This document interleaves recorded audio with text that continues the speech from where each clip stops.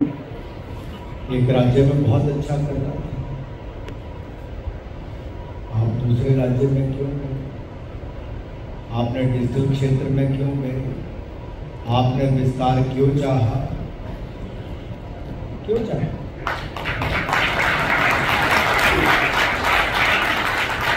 ये स्वाभाविक है। देखिए, अगर आपने चाहा तभी आप जनता की आकांक्षाओं पर खरा उतर पाए। तब आपको लगा अच्छा, मुझे अगर इस राज्य में जाकर भी दैनिक जागरण को नंबर 1 बनाना है तो मुझे निरंतर अपनी गुणवत्ता में और सुधार करना है, अपने पाठक को और संतुष्ट करना है। उसी तरह से ही प्रधानमंत्री ने पहले दिन कहा था मैं प्रधान सेवक के रूप में काम करूंगा, और पहले दिन से आज 10 साल पूरे होने तक 1 साल छुट्टी ना प्रधानमंत्री होते हुए ली, ना 23 साल के अपने राजनीतिक जीवन में 1 दिन का अवकाश लिया। देश ने ऐसा प्रधानमंत्री पहले नहीं देखा था।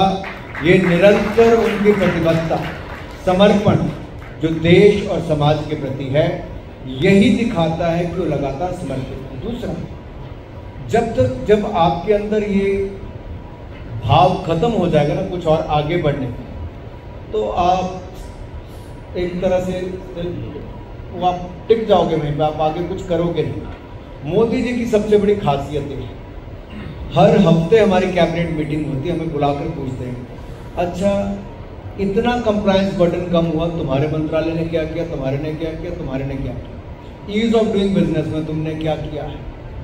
ये वो प्रधानमंत्री हैं जिन्होंने 10 साल में 63,000 कंप्लायंस बर्डन से कम करके मात्र 23,000 कर दिया है, और उसको भी लगातार नीचे लाने का काम करें ताकि इंडस्ट्री को लाए।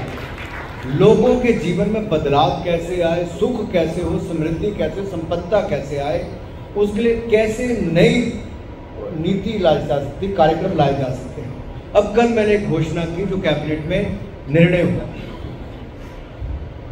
पीएम सूर्य घर मुफ्त बिजली योजना, 1 करोड़ घरों को 300 यूनिट बिजली बिल्कुल मुफ्त देने की योजना प्रधानमंत्री जी ने कल घोषणा कर दी है और कैबिनेट ने उसको पास कर दिया।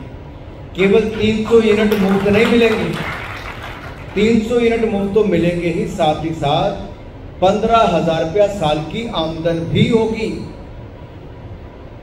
अब हींग लगे ना चोखा है, हींग लगना पड़ती है ना चोखा, यही कहते हैं। तो कैसे होगा, मैं थोड़ा सा इसको आशुतोष जी विस्तार में बताना चाहता हूँ। मान लीजिए आप में से किसी का परिवार है, आप छत पर सोलर पैनल लगवाना चाहते हैं, रूफटॉप सोलर पैनल, 2 किलोवाट तक पर आपको 60% की सब्सिडी, जो तीसरा किलोवाट यानी कि 1 किलोवाट और जुड़ेगा 40% सब्सिडी उस पर मिलेगी।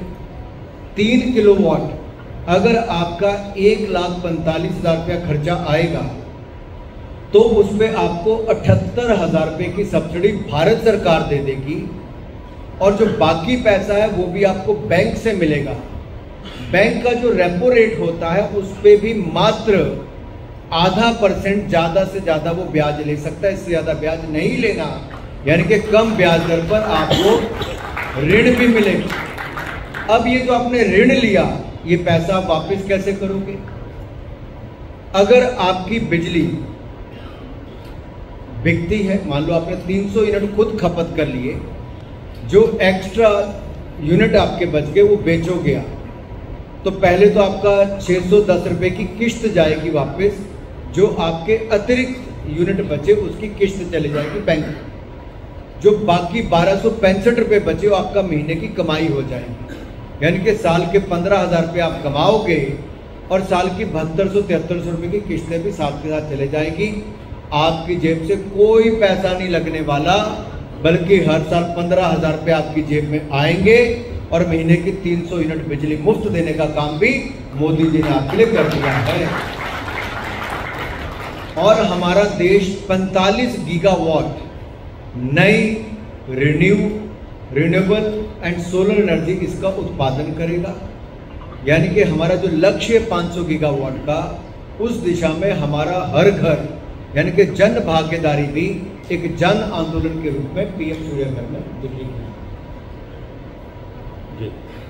ये फ्रीबीज से निपटने का आपने